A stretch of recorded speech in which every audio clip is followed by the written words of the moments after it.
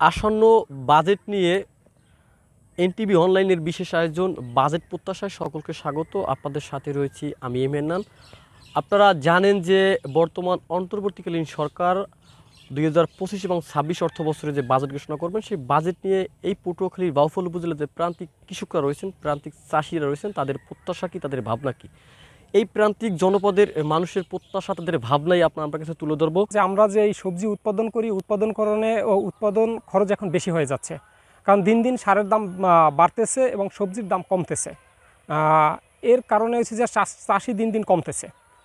এখন আমাদের এই সরকার, কৃষিবান্ধব সরকার, আমাদের এই সরকারের কাছে দাবি, এই সরকার যাতে হয়েছে যে কৃষির যে সার, কীটনাশক, ঔষধ এগুলোর দাম কমায় এবং যে সরকারিভাবে কৃষি অফিসের সহায়তার মাধ্যমে যে পণ্যদানা দেওয়া হয়, এই পণ্যদানা যেন বাড়ানো হয়, এটাই আমাদের চাওয়া।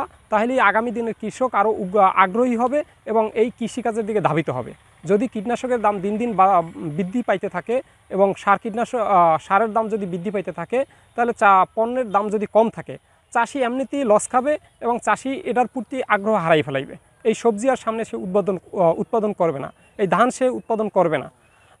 এখন আমাদের কাছে সরকারের কাছে জোরদার দাবি যে আমাদের এই সার, কীটনাশক এগুলোর দাম কমাবে এবং পণ্যদানা বাড়াবে। পণ্যদানা বাড়ালে মানুষ উৎসাহিত হবে এবং এই পণ্যদানার মাধ্যমে জাতের সরাসরি হয়ে যাবে। ডক্টর ইউনূস সরকারের কাছে আমার মৎস্য চাষী হিসাবে একটাই দাবি, সামনে যে বাজেট আসতেছে সেই বাজেটে আমরা মাছের খাবার, চুন, পটাশ, মাছের বাচ্চা এগুলো দাম কমাইতে হবে এবং মৎস্য চাষীর যে বাজেট আসতেছে সেখানে আমাদের বাজেট আরও বাড়াইতে হবে।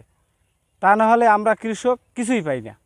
আমরা মৎস্য চাষ করি, আমরা কৃষিকাজ করি, আমরা কিছুই পাই না। আমাদের এগুলো বাড়াইতে হবে। এখন সার ঔষধের দাম বেশি। ওই কৃষি রুইতে রোপণের খরচা নেয় 200 টাকা করিয়ে, দায়িত্বে দেওয়ার খরচা নেয় 200 টাকা। হাতে করা 1 মণ ধান হইলেও হাতে ধানের যে দাম, হাতে খরচা দিয়ে কিছু থাকে না। এই লেগে আমরা এই কৃষিকাজ অনেকে ছাড়িয়ে দিছে, এখন অন্য কাজ করে। এখন সার ঔষধের দাম যদি কমাই দিত আমার ঘরে, তাহলে আবার সবাই একটু আগ্রহীত হইতো। সার ঔষধের দাম কমাই দেবে, এইসব দিলে তো আমাকে আবার একটু চাষবাস করতে একটু সুবিধা হয়। কৃষকরা দাবি জানিয়েছেন আসন্ন বাজেটে যে সকল কৃষি ক্ষেত্রে যে ব্যবহৃত কীটনাশক থেকে শুরু করে সার, কীটনাশক সহ কৃষি যন্ত্রপাতি, সেসব যন্ত্রপাতির দাম যেন কমানো। একই সাথে তারা আমাদেরকে জানিয়েছেন আসন্ন যে বাজেট হবে, সেই বাজেটের যেন যে বাজেট বরাদ্দ কৃষকের উন্নয়নে, সেই বাজেট বরাদ্দ যেন বাড়ানো হয়।